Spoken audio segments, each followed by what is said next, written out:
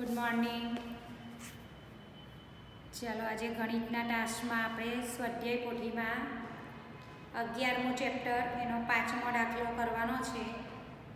દરેક વિદ્યાર્થીઓએ સ્વાધ્યાય પોથી ખોલી કાઢવાની છે. 141મું પાનું, દાખલા નંબર 5.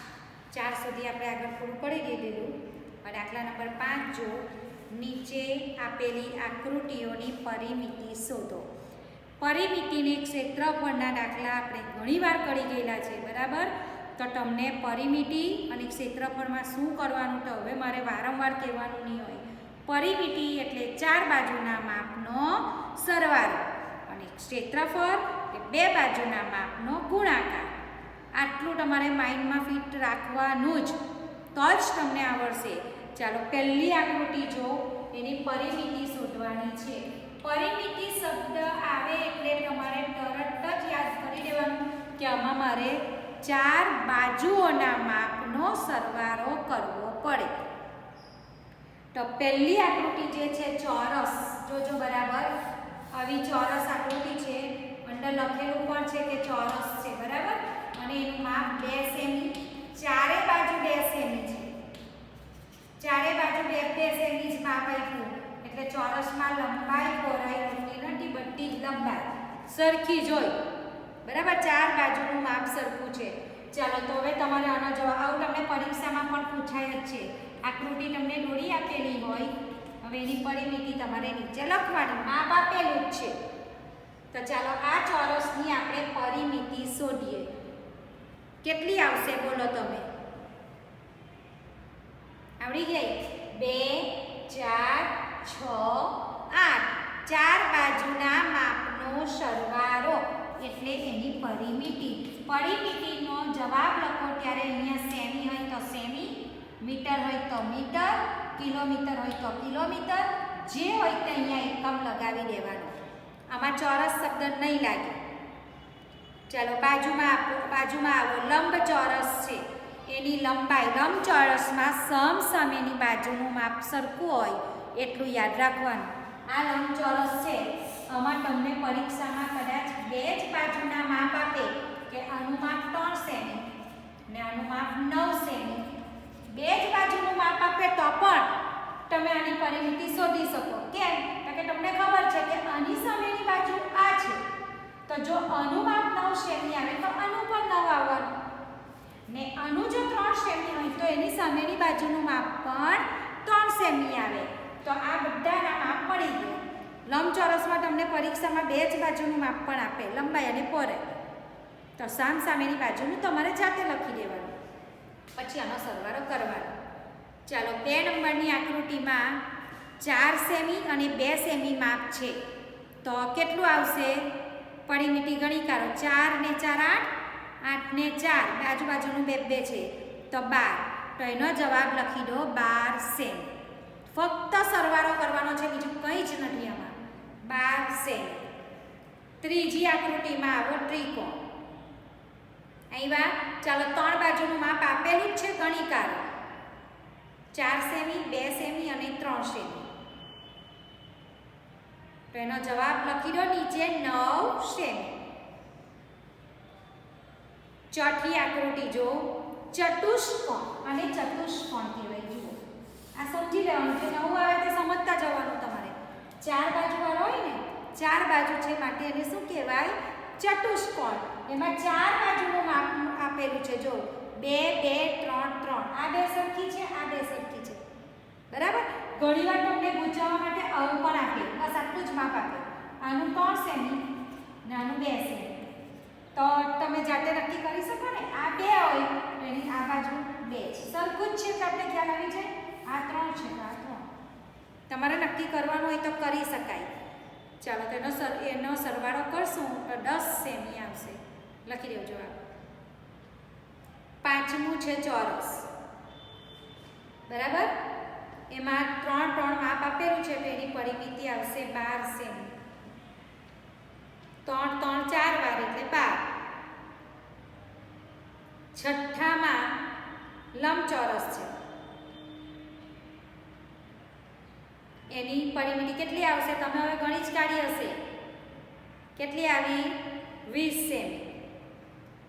સાતમામાં ત્રિકોણ છે, જો સાતમામાં ત્રિકોણ છે એને ગણી કાઢો.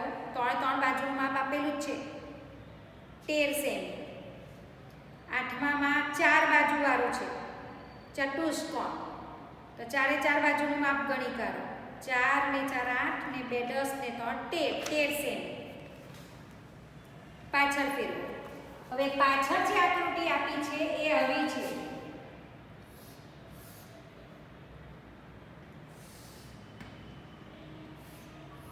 આ પંચકોણ, 5 બાજુ છે. 5 બાજુ આવે તો પંચકોણ, 4 બાજુ આવે તો ચતુષ્કોણ, 6 બાજુ આવે તો ષટકોણ. તો ચાલો આ 5 બાજુનું માપ છે, ગણી કાઢો કેટલું છે. જો માપ તો આપેલું જ છે, સરવાળો જ કરવાનો છે. 2 ને 2 4, 4 ને 3 7, 7 ને 3 10, 10 ને 4 14 સેમી લખી દો. અને છેલ્લી આકૃતિ આપી છે 6 બાજુ. કેટલી બાજુ? 6. જો 1 2 3 4 5 અને 6. 6 બાજુનું માપ છે તો 6 એ 6 સરખું જ છે. ષટકોણ છે પણ બધી બાજુનું માપ 5-5 સેમી આપેલું છે. તો ઘણીવાર તમને આવું 5-5 બધે નહીં લખવું હોય ને તો એ લોકો હું લખી દઈ સમબાજુ ષટકોણ.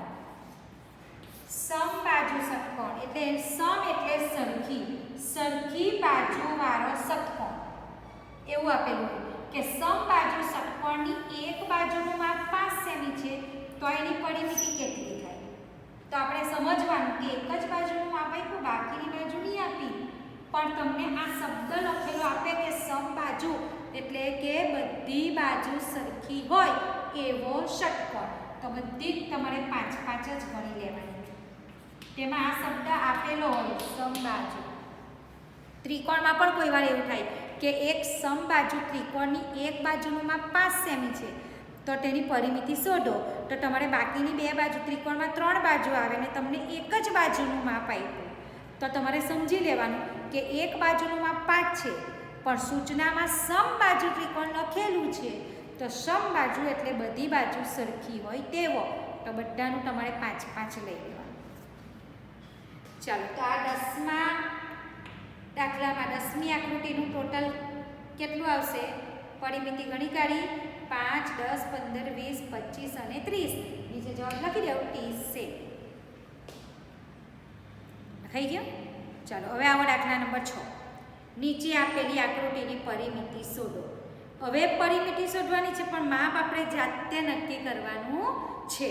તો એમાં તમને સૂચના આપી છે, જુઓ, આલેખ પત્રના દરેક ખાનાની લંબાઈ 1 સેમી અને પહોળાઈ 1 સેમી. હવે તમને આલેખ પત્ર પર આકૃતિ દોરીને આપેલી છે. એક હું સમજાવીશ એટલે તમને આવડી જશે. લંબાઈ પહોળાઈ અંદર લખેલી નથી. હવે તો ઘણા દાખલા આવશે તમને, તો તમારે શું કરવાનું? તમારે આલેખ પત્રની જે આ સૂચના છે એ વાંચવાની. લંબાઈ 1 સેમી અને પહોળાઈ 1 સેમી. આ સૂચના આલેખ પત્રવાળી ખાસ વાંચવાની. બરાબર? આલેખ પત્ર પાછળ આપેલું છે, જો એની ઉપર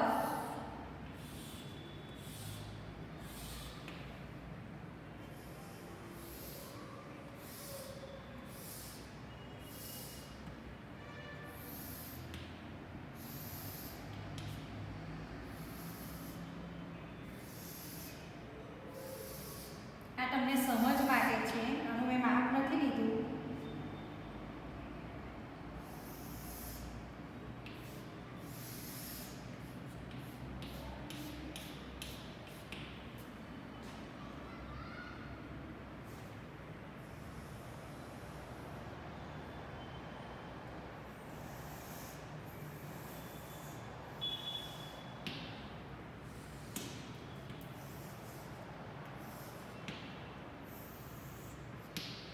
દેખાય છે બધાને આકૃતિ?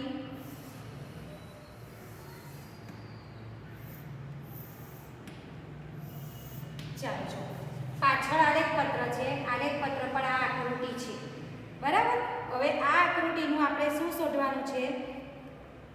પરિમિતિ. પરિમિતિ શોધવાની છે તો આપણે શું કરવાનું? આ એક ખાનાની લંબાઈ પહોળાઈ આપણને આપી દીધેલી છે 1-1 સેમી. આ 1 સેમી, આ 1 સેમી, લંબાઈ 1 સેમી, પહોળાઈ 1 સેમી, એટલે આટલું 1 સેમીનું ખાનું છે. તો એવી રીતે બધા જ એક એક ના થવાના. સમજ પડી? તો 1 2 3 4 અને 5 આની લંબાઈ આવશે 5 સેમી. થઈ ગઈ? ખાના જ ગણી કરવાના. 1 સેમીનું જ એક ખાનું છે તો ગણી કરો. હવે પહોળાઈ જો 1 2 3 અને 4. તો આની લંબાઈ છે 4 સેમી. જો આની લંબાઈ 5 હોય તો એની સામેની બાજુની કેટલી હોય? 5. તો આ 5 સેમી. આ 4 હોય તો એની સામે 4. સમજ પડી? આ માપ આપણે જાતે શોધવાનું છે. કઈ રીતે? તો ખાના જ ગણી લેવાના છે. ખાલી 5 ખાના છે તો 5 સેમી, 4 ખાના છે 4 સેમી ને સામેની બાજુ સરખી. ચાલો તો એનો સરવાળો પછી કરી નાખવાનો. ખ્યાલ આવ્યો બધાને? હા, પરિમિતિ શોધવા માટે થઈ ગયું? તો ચાલો 5 ને 5 10, 10 ને 4 14, 14 ને 4 18. આની પરિમિતિ આવી 18 સેમી. સમજ પડી ગઈ બધાને? આ નાના ખાના જોઈ લેવાના. 5 ખાના હોય તો 5 સેમી, ઊભા 4 છે તો 4 સેમી. આ જ પ્રમાણે બીજા દાખલાની જો. ચાલો તો તમે લંબાઈ કેટલી ગણશો? 7 સેમી. લખી દેવાનું પેન્સિલથી આકૃતિમાં તો આપણે ખ્યાલ આવી જાય. ઉપર લખી દેવું. આલેખપત્રની ઉપર આકૃતિ દોરેલી છે ને તેની ઉપર લખી દેવું 7 સેમી. નીચે પણ 7 સેમી અને પહોળાઈ 2 સેમી. બરાબર? તો 7 ને 7 14, 14 ને 2 16 ને 16 ને 2 18. તો નીચે લખો 18 સેમી. થઈ ગયું? હવે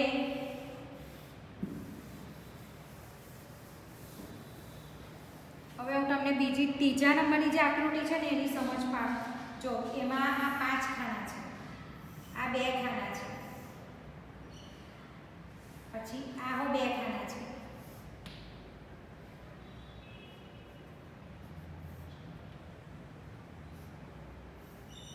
આવી આકૃતિ છે. બરાબર? હવે આમાં જોઈ લો ઉપર કેટલા ખાના છે ગણી કાઢો. 1 2 3 4 અને 5. તો ઉપર 5 છે.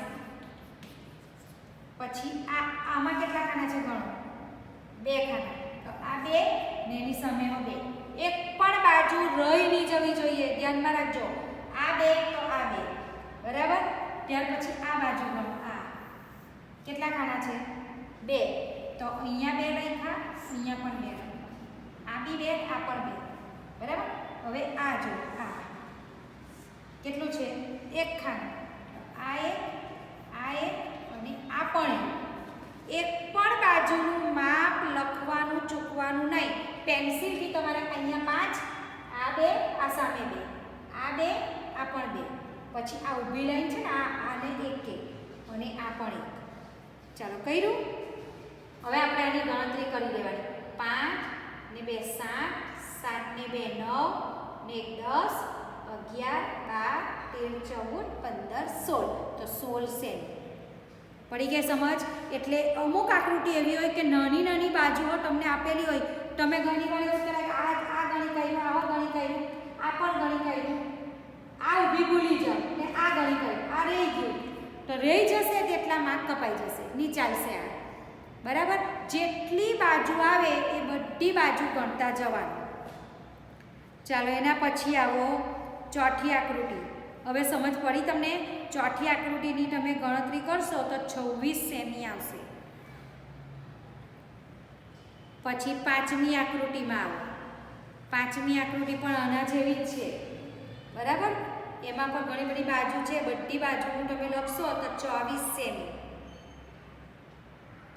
ત્યાર પછી તમને એલ આકાર જેવો આપેલો છે આવું.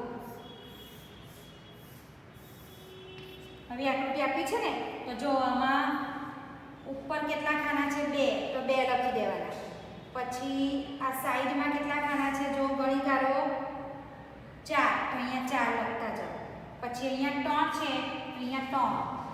ત્યાર પછી આ કેટલા છે? 2. તો 2.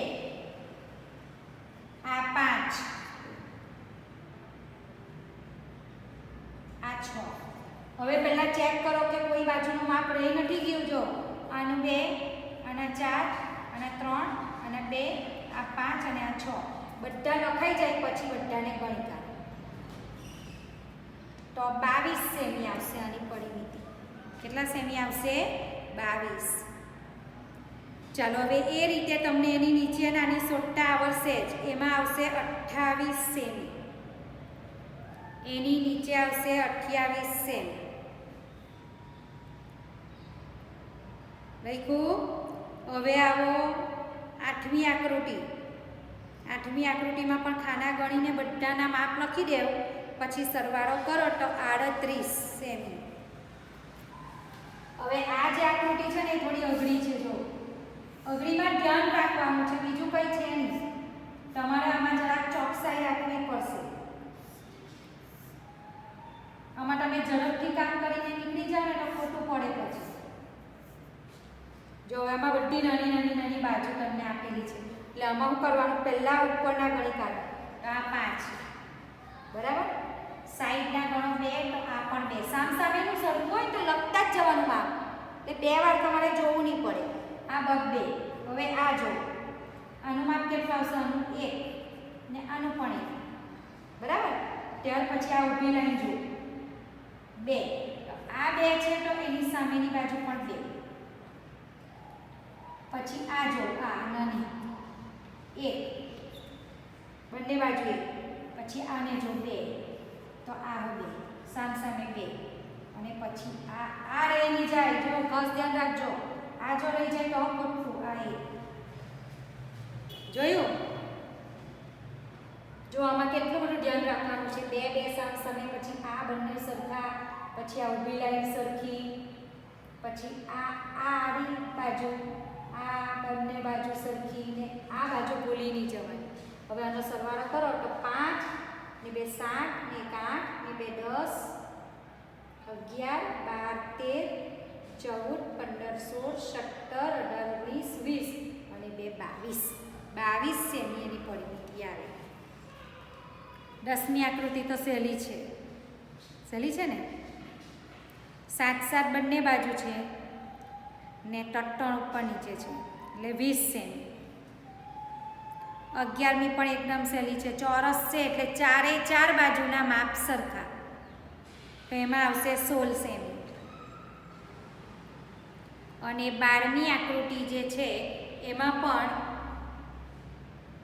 ચોરસ જ આવશે, એટલે 24 સેમી. 6 6 છે બધી બાજુનું માપ, એટલે 24 સેમી. ચાલો થઈ ગયું. હવે આવો 7મો દાખલો. 7મા દાખલામાં તમને આલેખ પત્રમાં વિવિધ આકૃતિ દર્શાવી છે, તેના પરથી પ્રશ્નના જવાબ લખો. દરેક ખાનાનું માપ 1 સેમી ગુણ્યા 1 સેમી. આની જેવું જ છે. 1 સેમીનું એક ખાનું ગણવાનું. બધી આકૃતિ આલેખ પત્ર પર દોરી દીધી છે. A B C D E જોઈ લેવો. A B C D ને E 5 આકૃતિ છે. એ 5 આકૃતિ જોતા જવાનું ને નીચેના પ્રશ્નોના જવાબ લખતા જવાનું. ખ્યાલ આવ્યો? આ પ્રશ્નોના જવાબ આકૃતિ પરથી જ લેવાના છે, પણ ખાસ આ જો આલેખ પત્રનું એક ખાનું 1 સેમીનું છે. જો 2 સેમીનું કીધું હોય તો આપણે 2 સેમી પ્રમાણે જ ગણતરી કરવી પડે. ખ્યાલ આવ્યો? તમને અહીંયા આપેલું છે સૂચનામાં કે એક ખાનું 1 સેમી ગુણ્યા 1 સેમીનું છે, એટલે આપણે 1 1ની જ ગણતરી કરવાની.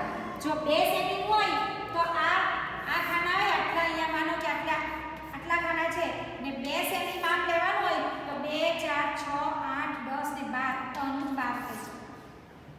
આ રીતે ગણતરી કરવી પડે. ચાલો તો પહેલી આકૃતિ છે. પહેલો સવાલ, આકૃતિ એની પરિમિતિ કેટલી છે? તો એ આકૃતિમાં આવો. આડા ખાના કેટલા છે ગણી કાઢો.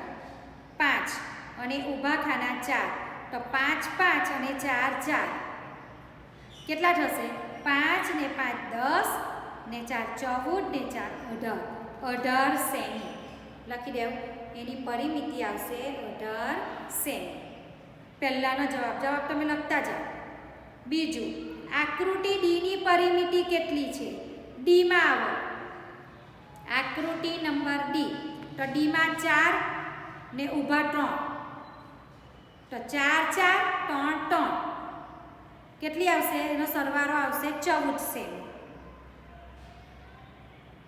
કઈ બે આકૃતિની પરિમિતિ સરખી છે?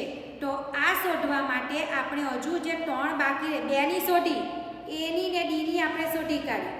તો હવે આપણે બી, સી ને ઈ ની શોધવું તો જ ખબર પડે કે કોની સરખી છે. તો ચાલો બી ની કેટલી આવશે? બી ની 16 આવશે. સી ની જો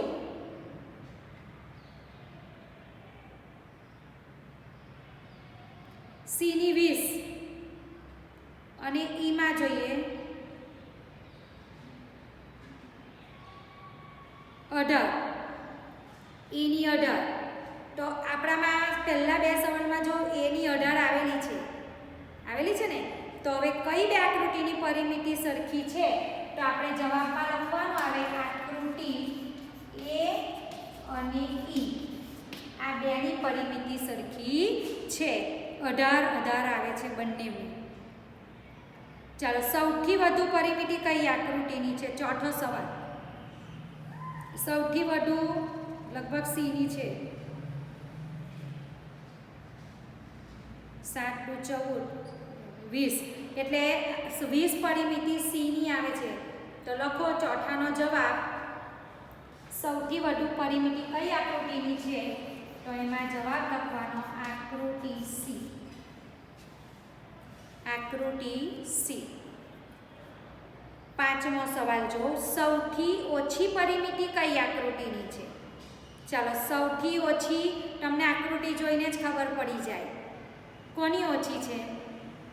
આકૃતિ નંબર ડી. ડીમાં જો ની 4 ને 4 8 14 આવે છે ડીની, બરાબર. તો આકૃતિ ડીની જ ઓછી છે. લખી દેવું જવાબમાં આ રીતે આકૃતિ ડી. થઈ ગયું.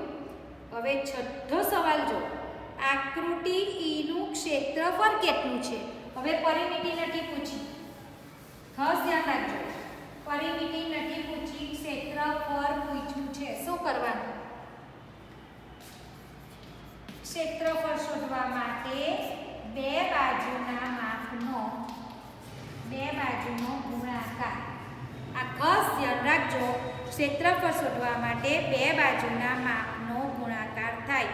તો આકૃતિ નંબર ઈ આવી આકૃતિ છે.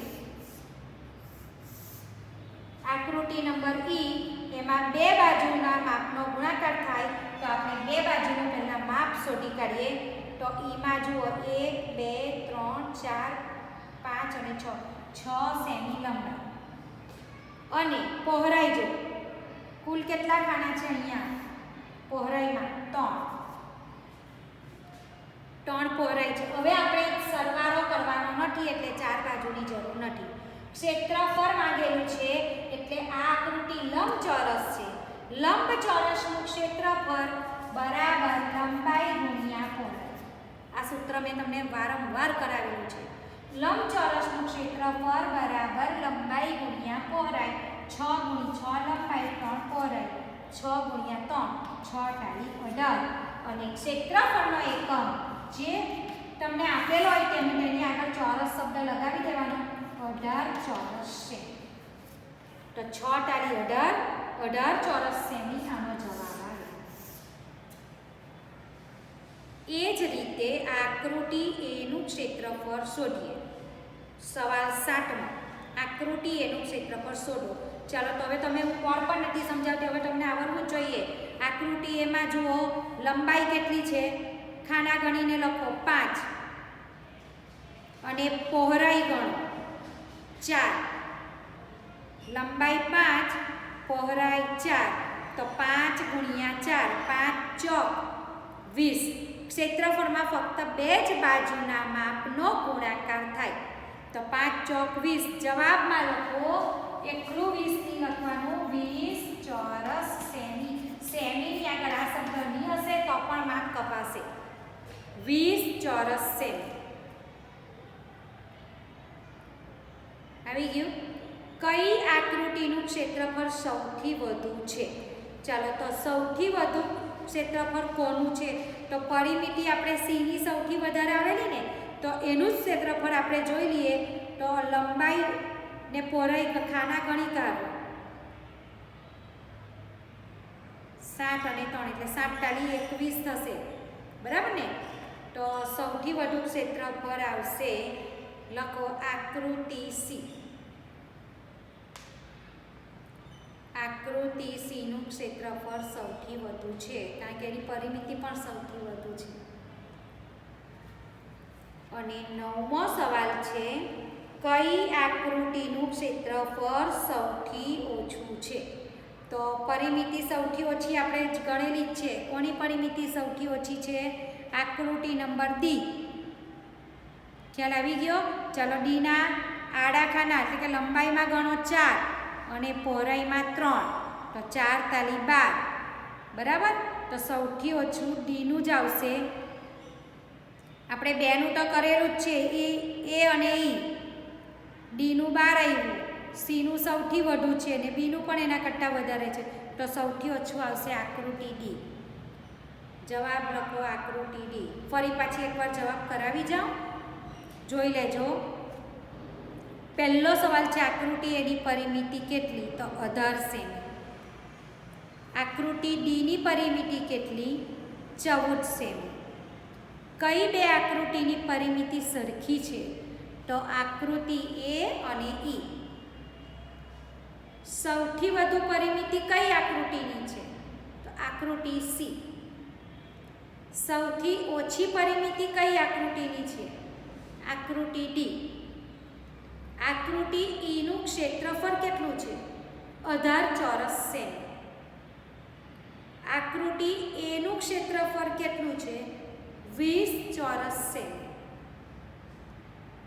8મો સવાલ, કઈ આકૃતિનું ક્ષેત્રફળ સૌથી વધુ છે? તો આકૃતિ સી. અને કઈ આકૃતિનું ક્ષેત્રફળ સૌથી ઓછું છે? તો આકૃતિ ડી. હવે જુઓ, આ સવાલ જવાબ કદાચ તમારે મોઢે લખવા હોય ને, તમે નહીં લખ્યા હોય, તમે જાતે પણ કરી નાખો. તો 5 આકૃતિની પરિમિતિ, 5 આકૃતિનું ક્ષેત્રફળ પહેલાં શોધી કાઢવાનું. અહીંયા એ બી સી ડી ઈ, પછી એનું પરિમિતિ ને ક્ષેત્રફળ બંનેની લખી દો ને પછી આ જવાબ લખો, તો તમને સવાલ જવાબ લખવાના એકદમ ઇઝી થઈ જશે. 5નું બધું શોધી નાખો. ખ્યાલ આવ્યો? ચાલો, હવે આજના તાસમાં આપણે 7 દાખલા સુધી કર્યું. હવે બીજા પીરિયડમાં આપણે 8માંથી કરીશું, બરાબર? જે દિવસે આનો વિડીયો આવશે તે દિવસે સાથે ફોટા પણ આવશે, એટલે તમારે વિડીયો જોઈ લેવાનો અને જેટલા દાખલા આપણે ગણ્યા એના જવાબ સ્વાધ્યાય પોથીમાં લખતા જવાનું. રોજનું જે દિવસે વિડીયો આવે તે દિવસે એનું લખાણ પૂરું જ થઈ જવું જોઈએ, તો તમારી સ્વાધ્યાય પોથી પણ પૂરાતી જશે અને તમારું ભણવાનું પણ આગળ ચાલતું જશે, બરાબર? બધું કામ બાકી નહીં રહેવા દેવાનું, કેમ કે આ ચેપ્ટર પતે પછી આપણે નોટમાં ઉતારીએ છીએ, બરાબર છે? 10મા દાખલાના તમે બધા દાખલા ઉતારી કર્યા, 10મા ચેપ્ટરના એ પણ મેં તમને નોંધ મોકલેલી છે કે કયા દાખલા તમારે નોટમાં લખવાના છે. એ બધા દાખલા નોટમાં કમ્પ્લીટ કરી દેજો.